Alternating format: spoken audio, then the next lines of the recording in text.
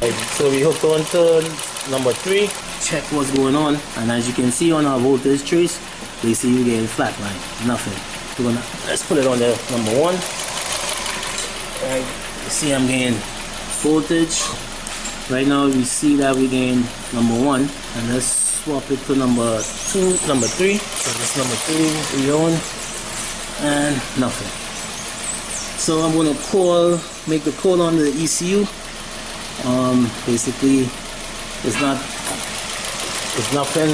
We check the voltage coming off with the multimeter, and we're getting voltage 12 volts and 3 volts, and basically the ECU is not pulling down or sending the signal. Alright, so yeah, thanks for watching. Don't forget to like, subscribe, share, comment, all that good stuff. Later.